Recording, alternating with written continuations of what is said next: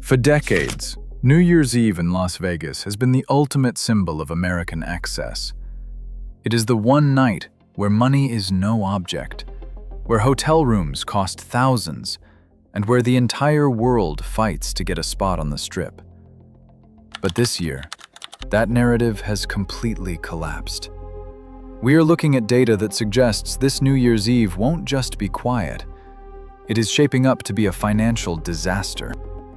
Right now, prices for prime real estate on the Strip are crashing to levels we haven't seen since the darkest days of the 2008 recession. The casinos are scrambling, the sold out signs are gone, and the desperation is visible. But why? Why is the gambling capital of the world suddenly having a fire sale on its biggest night? This isn't just about a bad economy. It is the result of 7 specific failures. From a mass exodus of international tourists to a predatory pricing strategy that has finally backfired. Today, we are going to look at the hard evidence that proves why the party might finally be over. You don't need to be an economist to see that something is broken. You just need to walk down the Strip. The flashing lights are still there, but the crowd has changed. The energy has shifted. The deal that built Las Vegas. The unspoken agreement that you bring your money and they treat you like royalty is dead. Instead of a vacation destination, the Strip has turned into a machine designed to extract every last cent before you even reach the casino floor. We aren't just talking about expensive drinks. We are talking about a systemic arrogance that has alienated the very people who built this city, the middle class. The vibe isn't just off, the math is off. And for the first time in a long time, the customers are voting with their feet and staying home. So, how bad is it really? To understand the scale of this decline, we need to look beyond the empty sidewalks. In this video, we are going to break down the 7 critical data points, 7 nails in the coffin, that explain this collapse. We will investigate the 10-month streak that casinos are trying to hide. We will look at why our Canadian neighbors have suddenly stopped coming, dropping flight bookings by over 60%. We'll expose the Lobster Roll Index that proves just how out of touch these corporations have become. And finally, I'll show you the forecast for 2026 that has experts predicting a full-blown recession. If you want to know why your favorite vacation spot is suddenly on clearance, stick around. You need to see these numbers. Part 1. The 2008 Vibes Hook. Panic pricing. First, let's talk about the most immediate red flag. New Year's Eve pricing. Historically, NYE in Las Vegas is the Super Bowl of hotel rates. It is the one night of the year where the casinos hold all the cards. If you wanted a room on the Strip to watch the fireworks, you were paying a premium, and you were happy to do it. We are talking 4 figures easily. A standard room at a mid-tier Caesars or MGM property would routinely command $800 to $1,000 a night, often with a mandatory 3-night minimum stay. It was the night the casinos made their year, banking on the fact that the world wanted to be there when the clock struck 12. But this year? You go online right now. Look at the direct booking sites like Booking.com. Looking at the price per night, you can find rooms on the Strip for New Year's Eve listed for as low as $210. Let that sink in for a moment. $210 for the biggest party night of the year. That is not just a discount. That is a collapse. This isn't a special holiday offer designed to reward loyalty. This is panic. This is what we call a fire sale. It indicates that booking pacing is disastrously slow. The algorithms that set these prices are screaming that thousands of rooms are sitting empty. When you see a luxury product being sold at discount store prices, it tells you one thing: the customers aren't coming. They are desperate to get bodies in the building to spend money on slots and drinks because they know they can't get you on the room rate anymore. It smells exactly like late 2007, right before the Great Recession crash. The desperation is palpable, and for the first time in a long time, the casinos are blinking first. Part 2. The 10-month streak record. The trend. Now, the corporate PR machines might try to spin this. They'll tell you this is just a blip. Maybe it's just a weird holiday calendar this year, or perhaps it's just a soft quarter. Don't believe it. Because when we zoom out and look at the raw data, we see a trend that is impossible to ignore. This isn't a bad weekend, it is a structural collapse. Las Vegas has just recorded its 10th consecutive month of declining gaming revenue and visitor volume compared to the previous year. 10 straight months. That is nearly a full year of bleeding red ink in terms of foot traffic. To put that into perspective, the last time we saw a streak of decline this long and consistent was 30 years ago, if we exclude the mandatory shutdowns of the global pandemic. This is unprecedented in a so-called healthy economy. It defies the narrative that the US economy is booming. If the economy is so strong, why has America's playground been empty for nearly a year?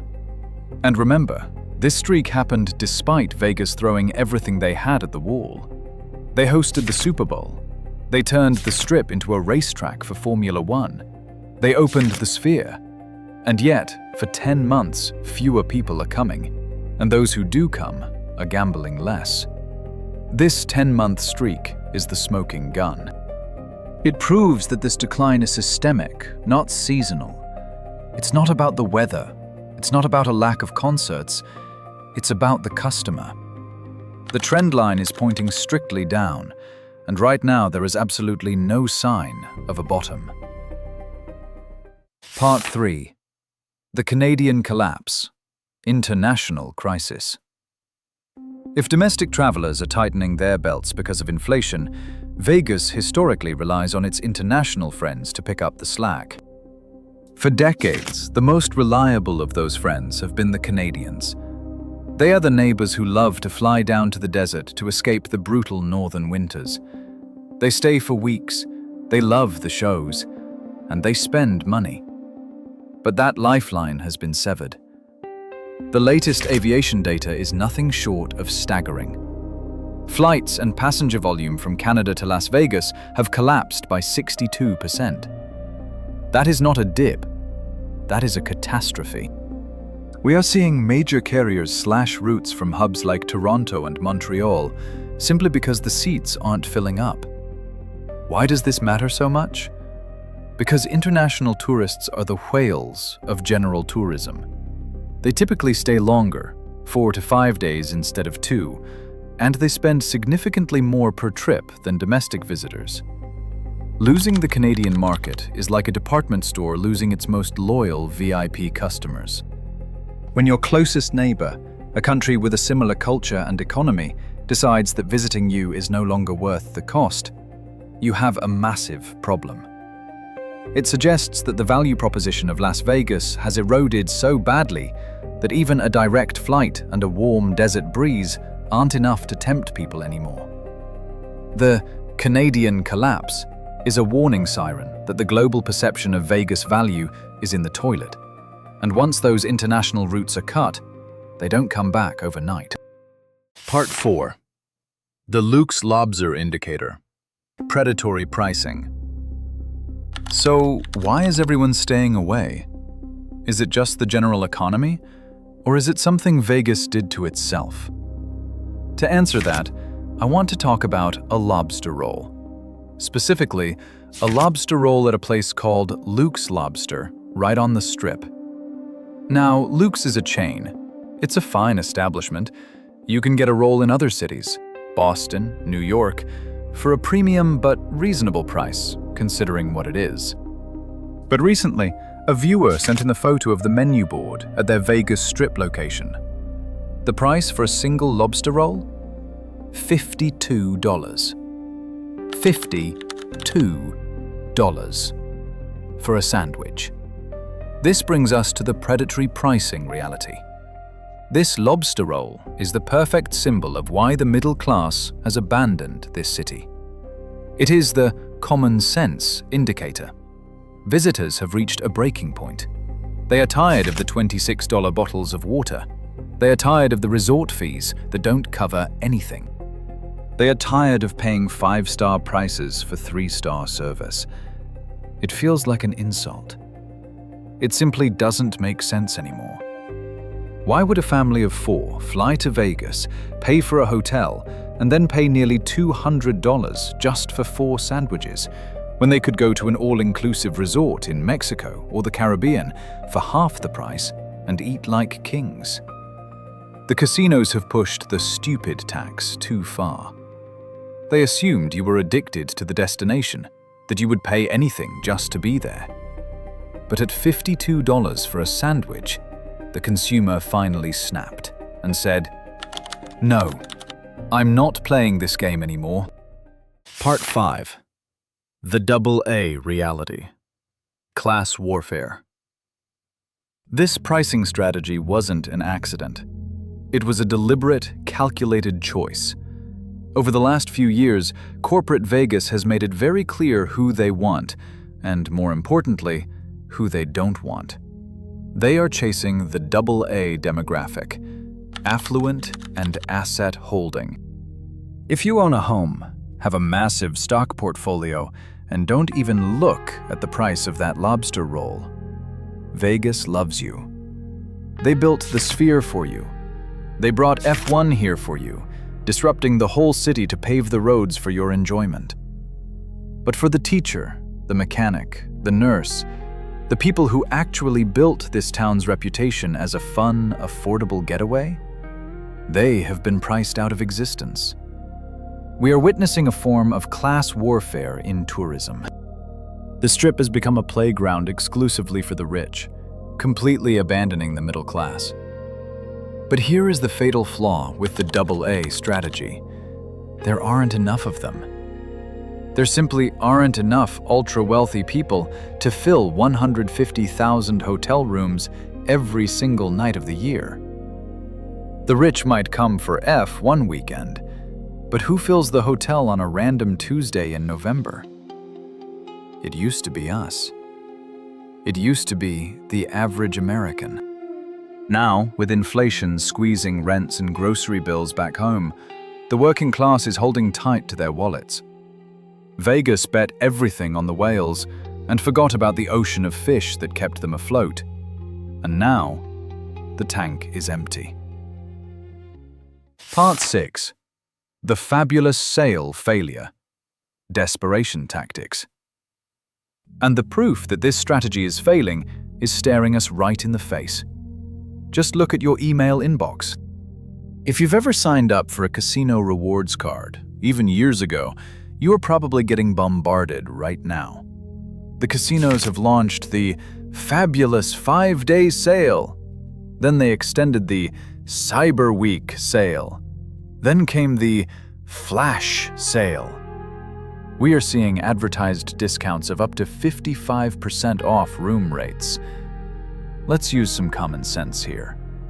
If business is good, if the AA crowd is flooding in and dropping thousands at the tables, do you put your product on sale for half off? Never. You only slash prices when you are desperate to move inventory. You only discount when the rooms are gathering dust. The fact that these sales are aggressive, continuous, and covering prime dates tells us that their marketing campaigns are failing miserably. The emails scream desperation. They are trying to lure back the very people they spent the last 3 years insulting with parking fees, resort fees, and CNF charges. But it seems the bridge has been burned. The sale isn't working because the trust is gone. You can't spit in someone's face for 3 years and then expect them to come to your party just because you offered half-price cover charge. Part 7. The 2026 forecast. It gets worse. If you think 2025 looks rough, I have some bad news. The experts are looking at 2026, and they are terrified. The University of Nevada, Las Vegas, UNLV, the gold standard for gaming research, recently released their forecast. They predict that in 2025, visitor numbers will scrape by at around 39.1 million. That sounds like a lot, until you realize it is 9 million visitors short of what the city needs to break even on its inflated expectations. That is 9 million people missing from the slot machines, missing from the restaurants, missing from the show theaters. But the real fear is 2026.